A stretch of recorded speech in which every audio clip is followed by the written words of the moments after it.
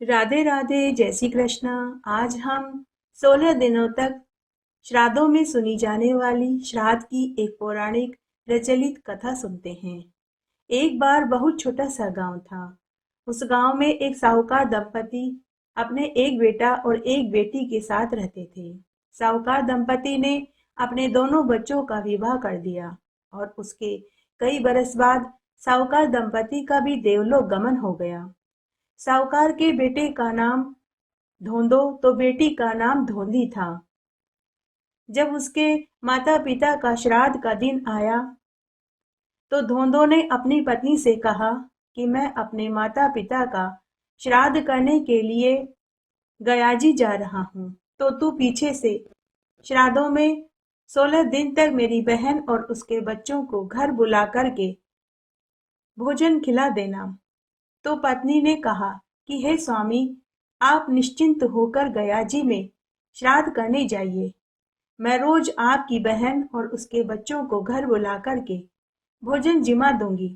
उसके बाद धोंदो अपने माता पिता का श्राद्ध करने गयाजी चला गया। हालांकि धोंदो अपनी पत्नी का स्वभाव भली भांति जानता था, परंतु वह कर भी क्या सकता था। अब पीछे से धोंदो की पत्नी रोज अपनी ननद और उसके बच्चों को बुला करके घर का पहले सारा काम करवाती, फिर ठंडा बासी भोजन खिला देती। तब जिस दिन धोंदो के माता पिता का श्राद्ध था, उस दिन धोंदो की पत्नी अपनी ननद के घर न्योता देने गई और बोली कि बाईसा, कल आपकी माँ और पिताजी का श्राद्ध है। जब आपके आंगन का पीपल का पेड़ हिले तो भोजन करने आ जाना, पत्ते और टहनियां हिले तो मत आना।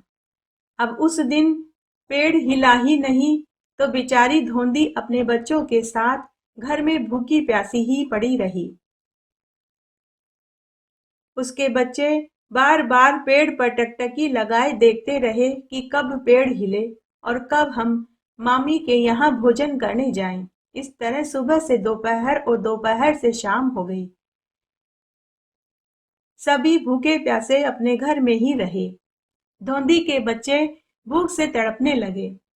तो शाम को धोंदी अपने बच्चों से बोली कि बच्चों, मैं तुम्हारी मामी के घर भोजन बनाने जा रही हूँ। जब मैं आटा लगा लूंगी तो आटे के हाथ का पानी नाली में धोऊंगी, तो तुम नाली में मुंह लगा करके आटे का पानी पी लेना। तो धोंदी के बच्चों ने ऐसा ही किया। अपने बच्चों को भूख से व्याकुल देखकर धोंदी रोने लगी। उसके आंखों से आंसू बहने लगे। उधर जब धोंदो गयाजी में अपने माता पिता का श्राद्ध कर रहा था तो उसकी जलांजनी में खून आ गया। उसने पंडित जी से इसका कारण पूछा तो पंडित जी ने कहा कि कोई तुम्हारी बहन बेटी और बुआ को रुला रहा है। धोंदो समझ गया कि मेरी पत्नी ने मेरी बहन को रुलाया होगा। इस तरह श्राद्धों के 16 दिन बाद धोंदो घर आया। घर आते ही उसने अपनी पत्नी से पूछा कि तूने श्राद्धों में 16 दिन तक मेरी बहन और उसके बच्चों को बुलाकर भोजन खिलाया था या नहीं। तो उसकी पत्नी बोली कि अजी, आप भी कैसी बातें करते हो। मैंने उन सबको श्राद्धों में गरम गरम भोजन खिलाया था। मैं खुद भूखी रहती थी, लेकिन उन्हें सबसे पहले भोजन कराती थी। भला मैं आपके माता पिता के श्राद्ध पर उन्हें भोजन के लिए बुलाती क्यों नहीं। मैं रोज उन्हें बुलाती थी और गरम गरम स्वादिष्ट भोजन खिलाती थी। उसके बाद ही मैं खुद भोजन खाती थी। उसी समय धोंदो अपनी बहन के घर पहुंचा और बहन से पूछने लगा कि बहन, श्राद्धों में तेरी भाभी ने तुम्हें भोजन करने घर बुलाया था या नहीं। तुम सब ने भरपेट भोजन खाया था या नहीं। तो धोंदी अपने भाई से बोली कि भैया, भरपेट भोजन किया था। बच्चों ने भी बड़े खुशी से भोजन खाया था, क्योंकि भाभी ने निमंत्रण ही ऐसा दिया था कि पेड़ हिले तो भोजन करने आना, पत्ते हिले तो मत आना। अब भैया, कभी तुमने पेड़ को हिलते हुए देखा है। यह सुनकर भाई को बड़ा क्रोध आया। उसने घर आकर अपनी पत्नी को बहुत डांटा। धोंदो की पत्नी ने मन ही मन निश्चय किया कि मैं इस अपमान का बदला तो अपनी ननद बाई से लेकर रहूंगी। तब दूसरे दिन धोंदो की पत्नी तबीयत खराब होने का बहाना बनाकर पलंग पर चादर ओढ़कर सो गई। उसने अपने मायके के पंडित को अपने पति के पीछे से घर बुलाया और पंडित जी को पट्टी पढ़ा दी। थोड़ी देर के बाद धोंदो घर आया। पंडित जी ने धोंदो से कहा कि हे पुत्र, तुम्हारी पत्नी की तबीयत बहुत ज्यादा खराब है। अगर तेरी बहन मुंह काला करके गधे पर बैठ कर आए तो तेरी पत्नी जल्दी स्वस्थ हो सकती है। लेकिन धोंदो का नाम धोंदो यूं ही नहीं था।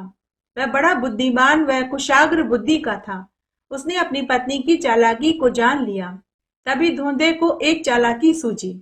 उसने अपनी पत्नी से कहा कि भगवान, अभी अभी तेरे गांव से एक आदमी आया था।